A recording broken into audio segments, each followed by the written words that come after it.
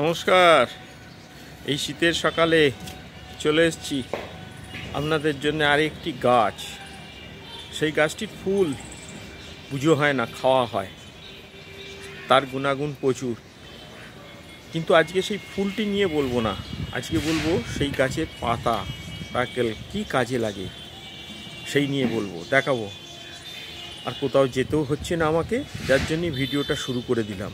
এটি আমার বাড়ির ছাদের উপর, দেখতে পাচ্ছেন আমার পাশে যে গাছটি, চিনতে পারছেন এটি কি গাছ? এটি হচ্ছে টপে আছে, মাটিতে হয়, খুব বড় গাছ হয়। সেটি হচ্ছে এই বকফুল গাছ। এই বকফুলের পাতা কি কাজে লাগে, কি ধরনের ঔষধ তৈরিতে ব্যবহৃত হয়, তাই নিয়ে আজকে জানাবো, দেখাবো। গাছটি আগে দেখুন, ভালো করে চিনুন। এই হচ্ছে বকফুল গাছ, দেখতে পাচ্ছেন কত ফুল এসছে।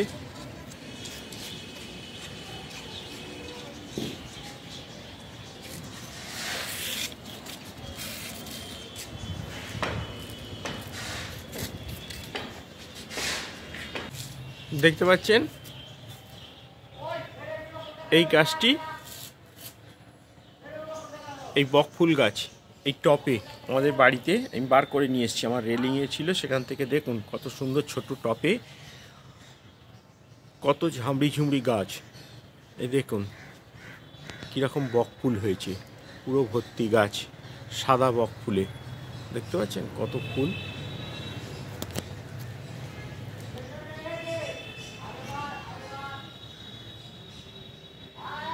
এই বকফুল আজকে কি তার গুণাগুণ নয়, আজকে বলবো এই বকফুলের পাতা কি কাজে লাগে।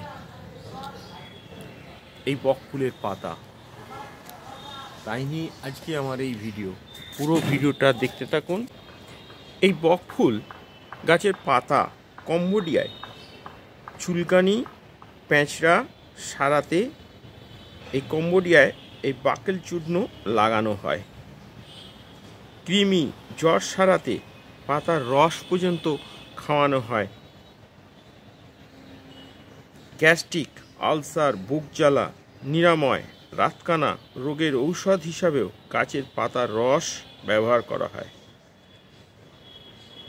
কোষ্ঠকাঠিন্য দূর করতে, চোখের স্নায়ু জোরদার করতে, হাড় দুর্বলতা প্রতিরোধ করতে এই বকফুলের পাতার রস খুব উপকারী।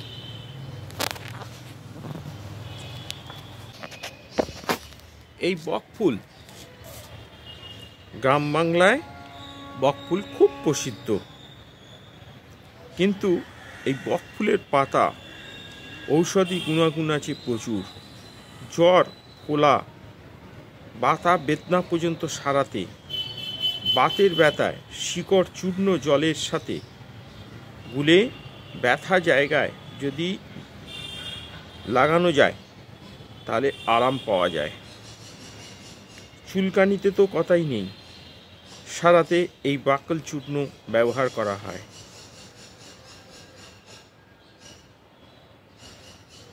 রাতকানা রোগে ঔষধ হিসাবেও গাছের পাতার রস ব্যবহার করা হয়। হাড় দুর্বল থাকলেও তা প্রতিকার করতেও এই বকফুলের পাতার রস খুব উপকারী। এ তো আপনাদের জানালাম আজকে এই সংক্ষিপ্ত ভিডিওতে। শুধু বকফুল নয়, বকফুলের পাতাও কতটা উপকারী। যদি আমার এই সংক্ষিপ্ত ভিডিও আপনাদের ভালো লেগে থাকে তাহলে অবশ্যই একটি সাবস্ক্রাইব করবেন, লাইক করবেন, কমেন্ট করবেন। আমরা চেষ্টা করব সব সময় আপনাদের জন্য নিত্য নতুন কোনো কিছু জিনিস, গাছপালা, ফুল ফল নিয়ে হাজির হয়ে যাবার। আজকের মতো আমার ভিডিও এখানেই আমি শেষ করছি। আবার দেখা হবে নতুন কোনো একটি গাছ, ফুল ফল নিয়ে। আজকে আমার এই গাছ কেমন লাগলো সেটাও আপনাদের কমেন্ট বক্সে অবশ্যই জানাবেন।